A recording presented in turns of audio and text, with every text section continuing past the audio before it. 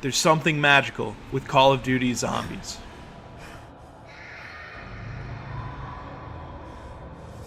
The year is 2011. Up until this point, little gamer boy Caleb had grown up playing mostly fantasy RPGs and licensed monoliths from huge franchises. I had a PS2 that got fried in a basement flood around that time, and it was replaced with an Xbox original. I had to smack the top of it over and over just to get it to eject the disc. Fun fact, the Xbox is not an actual video game console, it's an outdated piece of farming equipment, with a dual function of running Big Mother Truckers 2. See, the Xbox 360 had already been out for years at this point, but it was still very out of reach for my family's budget. I was still playing Morrowind, and Skyrim had just come out. I wanted to catch up on the Elder Scrolls series more than anything, but I just didn't have the hardware. My older brother had just spent the whole winter shoveling the neighborhood snow so he could buy an Xbox 360 for himself.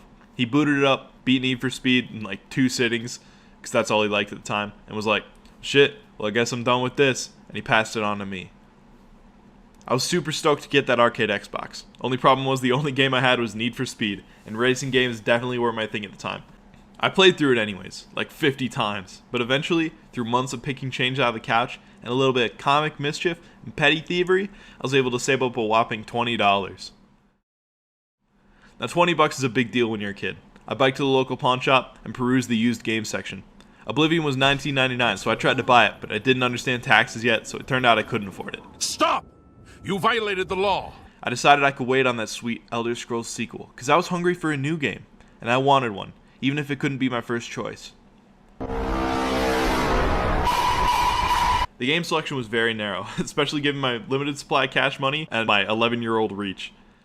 I don't know what gravitated me to it, but I ended up settling on Call of Duty World at War.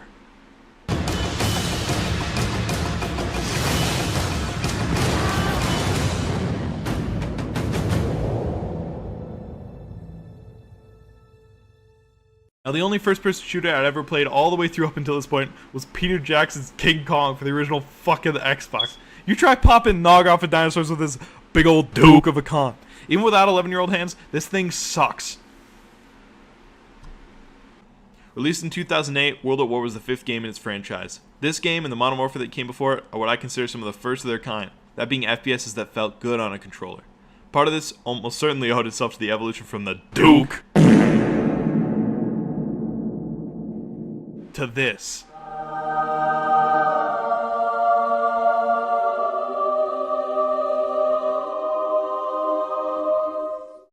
So I played through the campaign. It was great. I loved it, but that's not what I'm here to talk about. After you beat the game, this happens.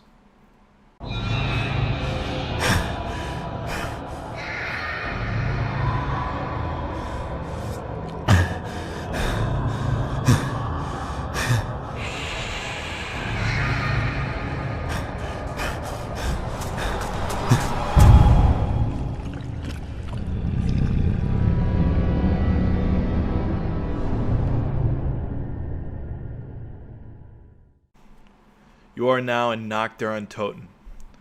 Waves of zombies assault the building through barrier windows as you attempt to defend your position. Shooting, stabbing, and killing zombies, as well as rebuilding barriers, provides points. You spend the points to open up doors and to purchase new weapons, most interestingly from the mystery box, which provides a random gun every time it's used, and is the only way to get the best weapons in the game. Call of Duty Zombies would go on to evolve, but even in its most bare-bones state in Nacht, the developers had struck gold. This was the perfect gameplay loop, and easily one of the most replayable, addictive game modes I have ever played, and many others felt the same way. The best part is, this almost never happened. Call of Duty Zombies was a small project a few Treyarch employees worked on mostly in their free time during the game's crunch period. The people making this did it out of passion, and because they knew it was fun.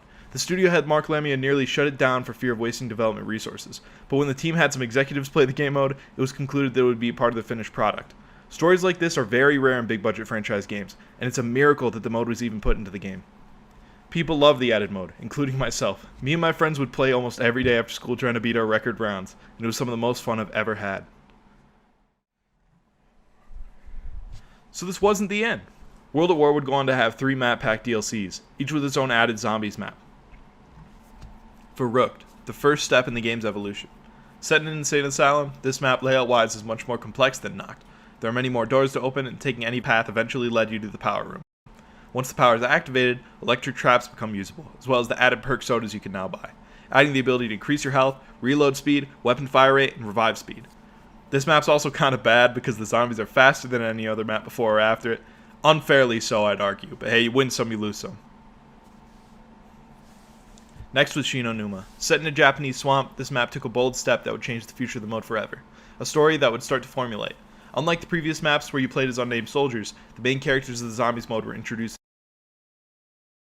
The voice actor for Spike Spiegel plays a crayon-chewing American Marine. Nolan North, aka every voice in video games ever, plays a bloodthirsty Nazi doctor. A Japanese character is voiced by a white guy, which is a little fucked up, but whatever, and another white guy voices a Russian alcoholic, which is not that weird, but it is weird that he voiced Samuel L. Jackson in Team America World Police. Samuel Jackson. Motherfucker. This map was cool. It introduced a weapon that does infinite damage, which when combined with a bug on this map that only lets 24 zombies spawn each wave, led to insanely high rounds that are normally impossible. This one's special. Der Riese. This map had a story progression which was cool. It adds teleporters that you can use, which is even more cool, and if you use them all, it unlocks the Pack-a-Punch, which is the coolest. It's really expensive, but it turns any weapon into a crazier version of it. If you put the starting pistol in, it shoots rockets. But it didn't end there.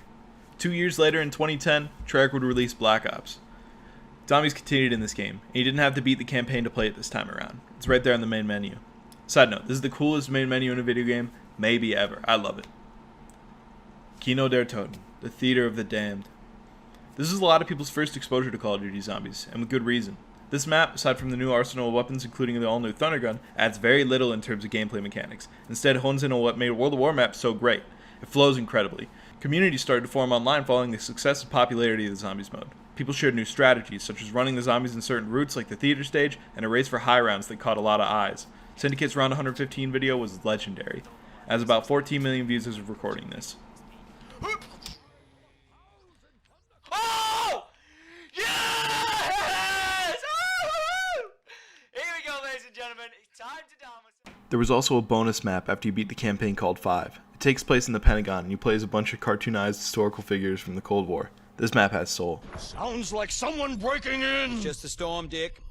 Sit down. After this, they released Ask Ken Sihan. I'm just goofing, it's called Ascension.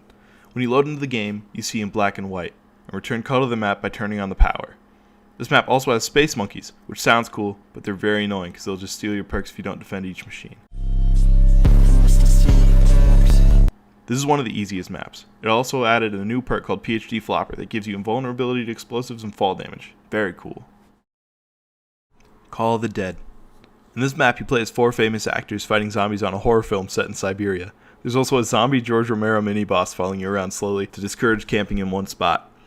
I think this is a cool addition, but I wish after you'd kill him he'd just stay dead. Nevertheless, this map is big. Bigger than even Ascension, this map weighs in at around 23.5 Nocturne totals. What the? 6 stories of verticality. What the fuck? It's got a cool wonder weapon and a really lame one too.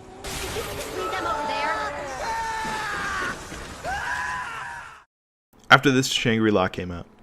This map was really pretty. It had a goofy wonder weapon that turned zombies into babies you could kick. The booby traps, tight corridors, and special zombie types that can explode or scream at you were all interesting but frustrating features. I don't play this map often as a result. Then something magic happened. An All Zombies DLC. All the World at War maps were remade, this time without some of the game-breaking bugs from World at War, and with the Black Ops arsenal. Also Moon, one of the funkiest maps for sure. As you probably guessed, it takes place on the moon, where you can do moon shit, like bounce around in low gravity, and gasp for air. Need to get Head. At the end, you blow up the Earth, which is quite the cliffhanger. Holy hell, I hope we didn't screw that up. It is now late 2012. I was caught up in my Call of Duty backlog at this point, and I was more hyped for the upcoming Black Ops 2 in its Zombies mode than I had ever been for any game ever. They came out with this trailer with an Avenged Sevenfold song, and I, being 12, was like, oh, so cool. So, Avenged Sevenfold and Call of Duty Zombies, so cool. Couldn't get better than this. I babysat for a few kids in my neighborhood and saved up enough money for a pre-order. It was my first time pre-ordering a game. It was also my first time I ever paid full price for a game. And man, this one was a mixed bag. Don't get me wrong, the multiplayer was baller ass, and the story was pretty fun too, but the zombies at launch was an interesting story. There were 3 on-disc maps at launch, the most ever. What could possibly be wrong with that, Caleb? Well, I'll tell you. They had Bus Depot, which was so bare bones it was hard to play. There was Town, which was the coolest of the three, but it had this annoying lava that hurt you and made you kind of blind. It sounded like you were pressing on a grilled cheese sandwich every time you walked over it. There was also Farm, which had very few perks in the mystery box, but no Pack-a-Punch. Here's some gameplay commentary recorded on a phone of me playing Farm about 9 years ago. He's angry. Oh yeah! Oh no. 18 rounds, guys. 18 I rounds. don't think that was so bad at all. Actually, we did pretty nice. All of these maps were just pieces of the most ambitious Zombies project, Transit. This map is one of those, it sounds cool on paper type of things, and I'm really glad Treyarch tried to do something cool and creative, but the outcome was just kind of butt-ass. There's this bus you can stand in that moves to different parts of the map in short intervals. It's really easy to miss the bus, and trying to catch up to it sucks. There's this thick fog that you couldn't see through surrounding every one of the bus stops. Since the game was at the end of the Xbox 360's life cycle and was pushing the hardware to its limit. All the maps that made up Transit and Transit itself also included a new cast of characters, all of which were mostly unlikable and annoying. Everyone was really hoping the next DLC would be better, and it wasn't. Die Rise came out, and I can say with confidence, this is one of, if not the worst Zombies map ever. Die Rise takes place in a set of skyscrapers, and if you're not getting lost in the bland and sprawling labyrinth, you're plummeting to your death. The perk that negates fall damage is teased, but completely unreachable. The Wonder Weapon makes the floor slippery, making it just as dangerous to you as the Zombs. All hope seemed lost. And then Treyarch dropped this fat old banger titled Mob of the Dead, another star-studded cast with movie legends like Ray Liotta and Michael Madsen, all trapped in an endless cycle of escaping their personal hell in Alcatraz. This map's got a unique, dark aesthetic, interesting themes of cycles, redemption, and a really cool pirate shotgun. It's also kind of tough, but it has a system that's only on this map called Afterlife, where you get multiple lives and you can exchange them to do cool lightning ghost business, like Easter eggs and powering up machines. It's even got a plane. You can fly to the Golden Gate Bridge and pack-a-punch your pirate shotgun. Mob of the Dead has it all. Now that they were back on track, Treyarch put out Buried. Other than the lame Transit characters, this map is awesome. You're in this western town that got buried under a cave in the desert when you nuked the earth back on Moon. You get to do cool cowboy shit, like fighting ghost ladies, giving booze to the town fool, or shooting a god-dang, rootin', tootin' big iron. Now this is where things get a little wacky. That was all the normal stuff. But we're about to enter the alternate reality zone, because in this next map, Origins, that's exactly what happens.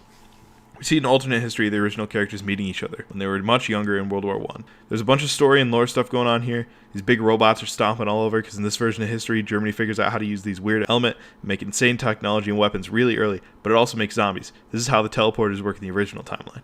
This map is super cool and complex. You can build elemental stats that make the game easy, but you'll have to watch a few hours of YouTube tutorials to figure them out. After this, Activision had another company start to make Call of Duty games along with Treyarch and Infinity Ward. So now it was going to be 3 years until another Treyarch game. Up until this point, they were the only ones with a zombies mode. We were about to enter the Dark Ages. Sledgehammer debuted their first title in the franchise, Advanced Warfare. This was controversial on its own, but perhaps the worst sin of this game is its excuse of a zombies mode. There weren't even maps on disc, only in DLC, so you had to pay additional money to even get a chance to defend Burger Town from the exo-zombies.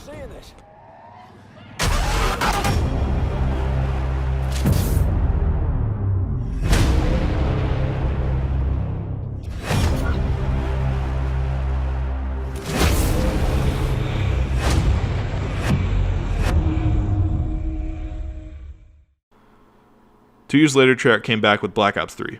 This game's multiplayer had no soul, and the story was just bad sci-fi. It was completely disconnected from the first 2 Black Ops entries. Outcome?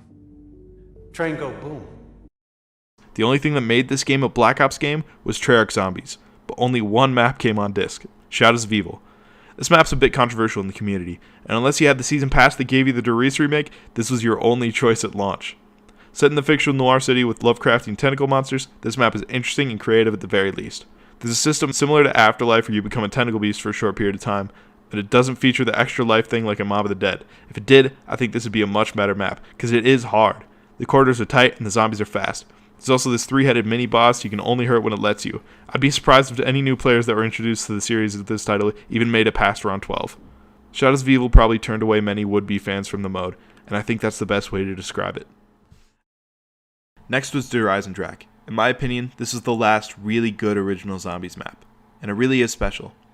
In many ways, this map was the spiritual successor to Origins. It takes place in a very rad snowy castle up in some mountains. It has these elemental bows that are a lot like the stabs in Origins, but much less convoluted to build, and it's fun to play because it's not stupid hard. There's a lot of great spots to run around and opportunities for mobility. This video is about something magical in the Zombies mode, and I think this is the last time they really caught that magic.